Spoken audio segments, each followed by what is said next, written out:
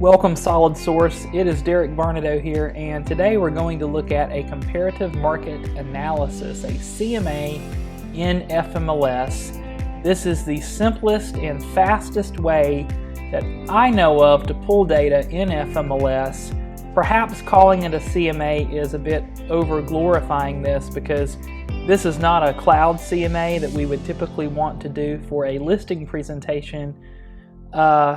This is simply just going into Matrix, pulling some numbers, and really I want us to look at this as more of a range for a property. So we're in FMLS, we've logged in, we're going to hover over products, select Matrix, and once Matrix loads, under search, we are going to select residential because today we're looking at a residential property.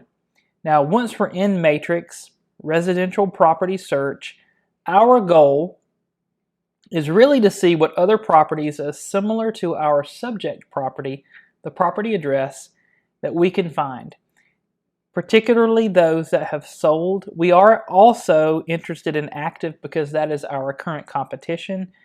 Pending is also current competition because perhaps that property doesn't close and it's back on the market, or perhaps it's about to close and it will be a comp, so pending still has some value to it. And notice that the default is going to be 180 days, but we can adjust this if we need to 30 days or 60 days, depending on the area and the market. So my favorite way to do this is to utilize the map search, and I generally will start with 1 mile. Now this can be less. In some cases it will need to be less depending on how many comps we find in our search results here. But let's go ahead and put in the property address. So in our example today, we're going to use 655 Roundsville Road in Roswell, Georgia. And notice as I go to type in the property address, it goes ahead and auto-populates and says, "Did you mean?" And I'm going to simply go ahead and select that because that is the correct property. Now very quickly, notice down here on the bottom, 123, that's a lot. That really is too many, but we haven't really input very much data yet. So let's at least put in the number of beds and bathrooms that we have, and this is going to be a standard 3-bedroom, 2-bath. Notice that number down here on the bottom left has decreased significantly. Now we're down to 41. That's probably still too many, so we can do a couple of different things here. We could reduce the radius. We could put in the subdivision, and this particular property happens to be located in Saddle Creek, and I'm going to go ahead and use the asterisk here, which will help us in our search results because perhaps one listing agent put this in Saddle Creek and another put it in slightly differently.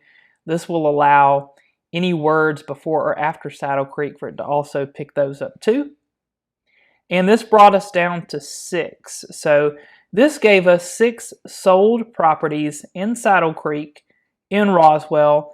I can simply go under Stats and click on Tabular, and very quickly we can see a range. So already we can see that the minimum sales price was $370 and the maximum was $545, $10,000 over what they listed it at. Not uncommon in a very competitive seller's market. So this already gives us a range for 3 bedrooms and 2 bathrooms that have sold in Saddle Creek in the last 6 months. The range in FMLS is $370 to $545.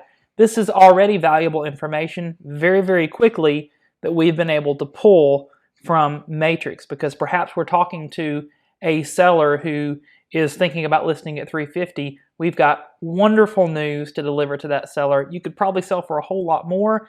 Maybe we're working with a buyer who is interested in a property. Maybe there is a for sale by owner in that neighborhood that's not showing up here in Matrix, right?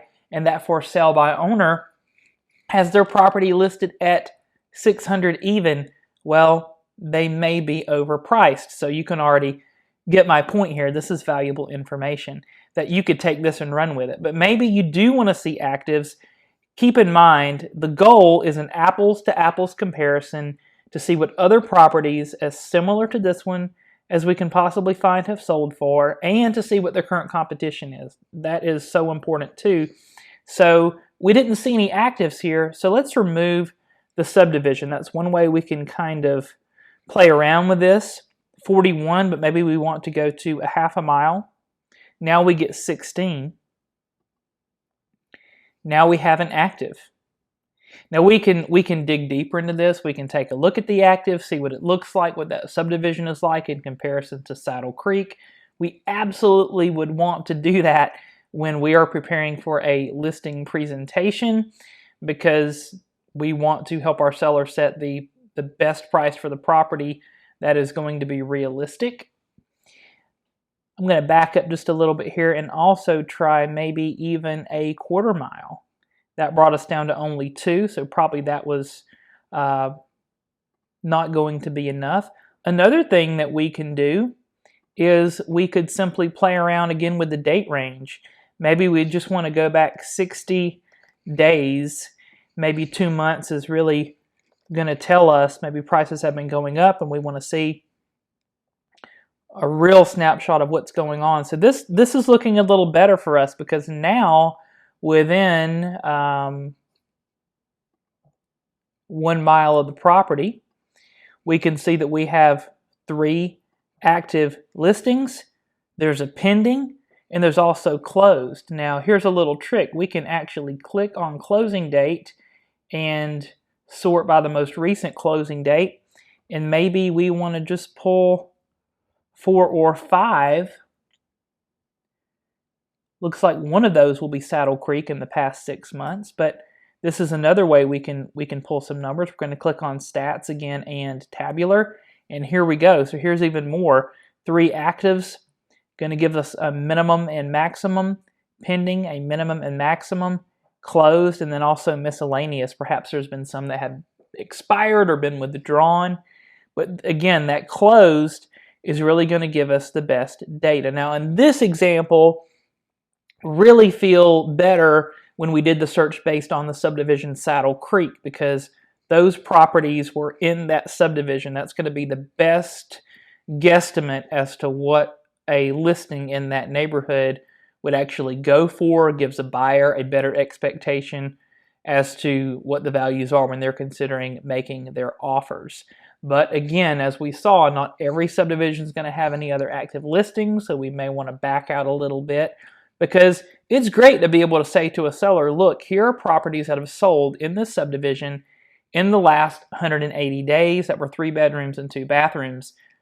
But here's also our next closest listing. Happens to be in the subdivision next door, but buyers who are looking at the subdivision next door, a good chance are also going to see our listing, because they're going to be looking for active listings in a general area as well. So very quickly, this is one of the fastest ways I know of to go into FMLS, go into Matrix, and search within 1 mile, more or less, from the subject property to see data. And if you're afraid to go greater than 1 mile, don't be. Some appraisers will even go beyond 1 mile. It is a misconception that appraisers must stay within 1 mile, although 1 mile is a great reference point.